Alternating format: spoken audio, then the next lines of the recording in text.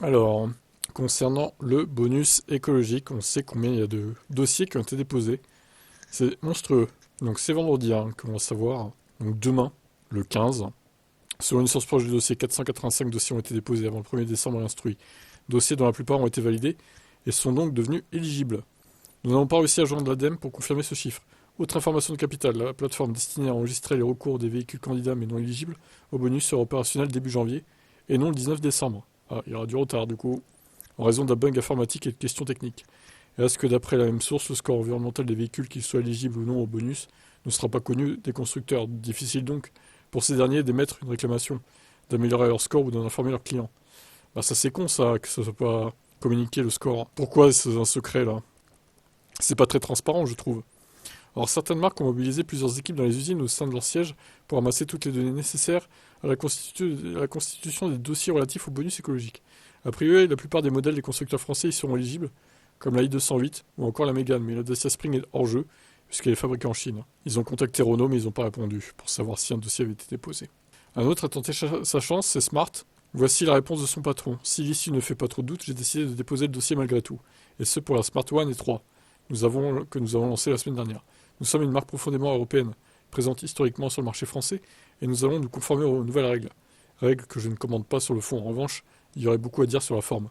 D'autre part, le fait d'avoir déposé un dossier me permettra, si je le décide, de faire un recours après le 16 décembre et de faire valoir potentiellement notre production neutre en carbone. Et d'ajouter, mais Smart ne pourra pas compenser 5000 euros de bonus aussi facilement du jour au lendemain. Les coûts de fabrication que nous avons sur nos produits, premium et qualitatifs, ne permettent pas cette marge de manœuvre, a fortiori aussi subitement. À date, nous sommes encore en train de réfléchir et de travailler à des mesures qui pourraient atténuer, du moins partiellement, l'effet de la perte de bonus. Donc une ristourne de 2 ou 3 000 euros, quoi. Ça pourrait compenser en partie. Bon, MG, on a vu qu'ils ont de toute façon déposé aucun dossier, ça sert à rien. Ce nouveau règlement est clairement fait pour nous exclure du dispositif, ne serait-ce que avec le transport des véhicules qui nous met hors jeu directement pour le calcul de l'éco-score. Un point aurait pu nous permettre d'être éligibles, comme le barème différent pour les batteries LFP, sensiblement moins impactantes en termes d'émissions de CO2. C'est vrai ça, dommage. Mais ils l'ont supprimé dans la deuxième version du décret, car ils se sont rendus compte que certains constructeurs chinois allaient passer au travers des mailles du filet à cause de ça.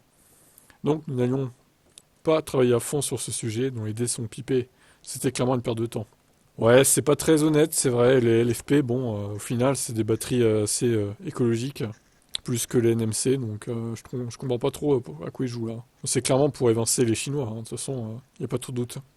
Il ajoute, il sera plus facile d'ouvrir une usine en Europe dans quelques mois, le projet est déjà en cours, que d'obtenir une certification aujourd'hui. Très bien. Alors, BYD, ils ont soumis pour la Totro ou la Dolphin, nous n'avons pas encore eu de retour de la part des autres constructeurs chinois, Leap Motor, CRS et Lynk & Co. De toute façon, ces trois-là sont vraiment, ils se font écraser par les autres. Hein. C'est pas des constructeurs qui vont peser vraiment en France, quoi, sur les VE.